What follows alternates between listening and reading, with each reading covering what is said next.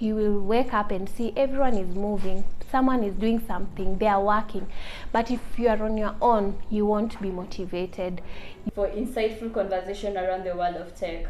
Today we are thrilled to have a beautiful lady here. She's called Irene Nyangasi, who is into advocating the world of tech, and she's empowering young girls like us into the world of tech. And I'll be your host, Mary Martha. And Melvin Achang. So, Irene, would you allow to introduce yourself and tell us who is Irene? Thank you so much for having me on your podcast. I really appreciate. I don't take it for granted. And when I'm invited in such spaces, I feel seen, I feel understood, and I feel like the work that I'm doing is really making an impact. So as she said, my name is Irene Nyangasi. I'm a full stack software developer, and I am so passionate about empowering young girls and mentoring girls into tech.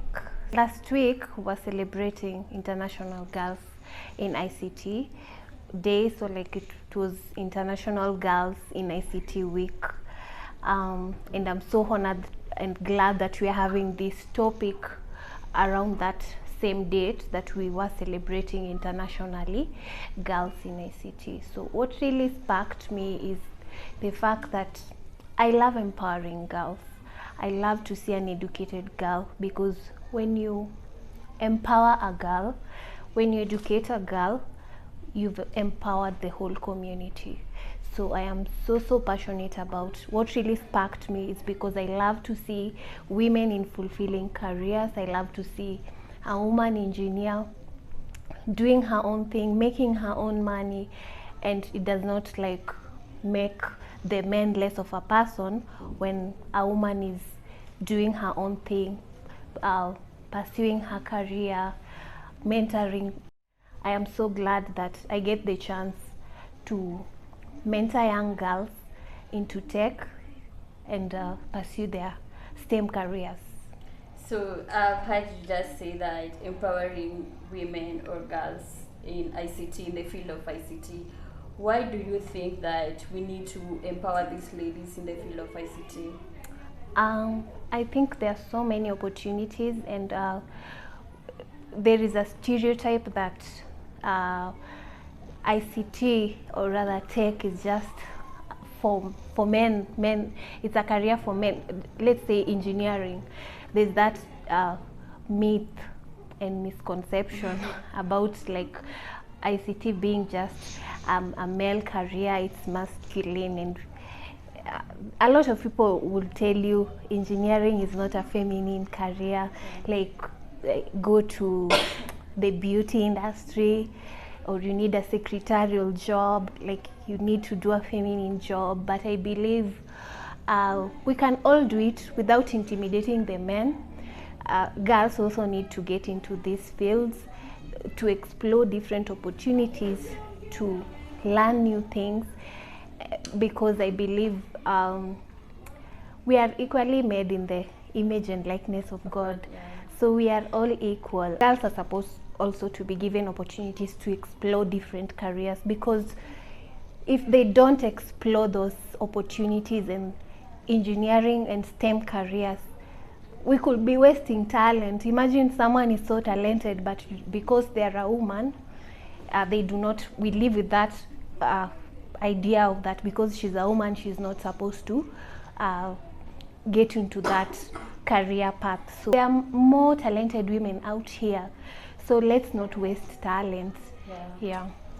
So about talking about masculinity, or since you're in the world of, you are in the field of men evolving the world of technology, how do you feel like you being the woman there, and there's the world of evolves men? How do you feel that? I'm learning to embrace it. It's not easy to be in a male-dominated industry alone. I am in a male-dominated industry. I make sure to stay in my feminine energy. I make sure to remain soft-spoken, behave like a lady, dress like a lady, do girly like things without losing myself, wanting to compete with men, being loud. You don't have to be loud for men to listen to you. I deliver my tasks on time. I build projects. I contribute. We do a lot of collaborations in development. So I do my work without having to intimidate men, without having to look down on men. Even if I have a senior role than my male counterparts, I don't look down on them. I respect them as colleagues. We work together, we collaborate together, but it doesn't mean that I have to intimidate them and show them that like I am the woman who is in charge. You have to talk to me with respect and decorum. I really do not have to lose my feminine energy for me to be heard. Wow, that was a nice one. Unasema take divas to the world. So, in your own opinion, what are some key steps organization can take to foster a more inclusive environment for women in tech? First, I think gender equality. Oh, nice. Gender equality, awareness around that. On while you're hiring, make sure like you on that role they have stated we need 20% or 30% women and the rest it's men. So that we of course, even nowadays many people are in tech. Girls are coming up so nicely. They will also apply for jobs, but we do not have to, the companies do not have to forget to include ladies in those roles. It should be a company policy that we need to hire 30%. If you're hiring for different roles, make sure 30% are women. So if women didn't apply for that role, the company should go head hunting. If it's, they should reach out to tech recruiters. Maybe on LinkedIn they hunt for the best, because I believe women, it should be merit based. You can find a woman is doing better in that role, she deserves that promotion, but because she's a lady, you are sidelined. So I think they should also check on that. Yeah, I also think that's so, because you know. Yeah. And how do you approach the challenge of encouraging girls to pursue STEM subject from a young age? By early learning, you start mentoring girls at a young age. Right now we have so many institutions, so many boot camps that are empowering young people to join the tech industry. Nowadays even these skills are being taught in schools, like coding, robotics, makeup, gaming. We have schools that have that option, the way they have those options of swimming classes, ballet and whatnot. I'm glad schools are starting to introduce that, but mostly you'll find them in the private sector.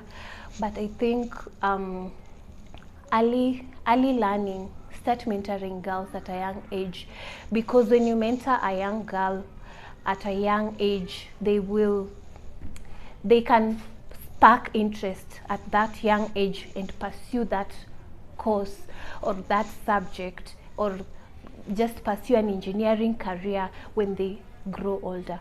And like also it's easy for kids and young girls, their brains have not really matured, so they learn so fast, they understand so fast, and they don't forget things. So start mentoring at a young age.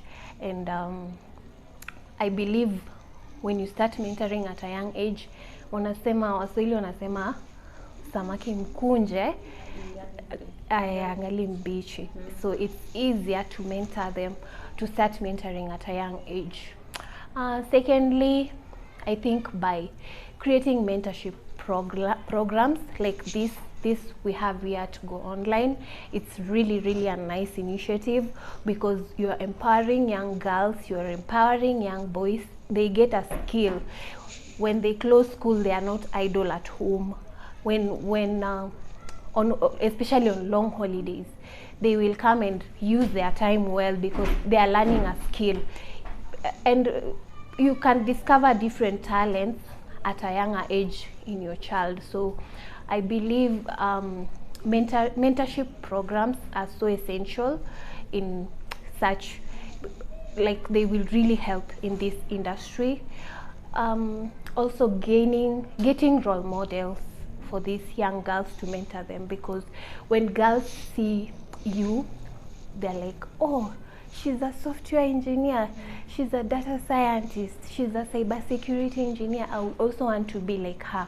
Personally, my mentor is a cybersecurity engineer, and when I saw her, I was like, why can't I be like her? And she works for the US Embassy. So it really, really motivated me. And I met her while still in this journey, but it really motivated me. So role models are very, very essential in the mentorship program of young girls. I'm so lucky to have been part of so many programs. We were creating solutions around female genital mutilation. So we were building solutions for the girls in the grassroots who might encounter FGM and they do not know how to communicate or how to reach out for help. So we were building USSD codes, female coders, building solutions around FGM. She cannot access a smartphone, and she has been attacked, maybe under duress for FGM, and she wants to speak up. So we assume they have the Kabambe phones. So with the Kabambe, they can press a certain USSD code, and we will get to reach out to them and offer them help and rescue the victims. So that was an awesome project we worked on to empower girls, especially in communities that are still performing FGM. Another one is one of the organizations I work for. It's called Codietu, for children that code. I'm so glad to have been part of that. We have small girls, we have teenage girls, and some are from children's homes. We visit them in the homes every weekend. We go to check out on, we teach them. They learn, and they are making awesome solutions. Girls are coding at a very young age. Even when they go to high school, we still mentor them. And now from there, they'll just go to university and do a STEM related course. So I'm so glad to have been part of those two. And Codietu as well. We are doing awesome work. Check it out. It's for kids and young girls from the age of 7 years to 16 years. So most of our kids are teenage girls, and they are really doing an amazing job. They even code even more than us, the trainers.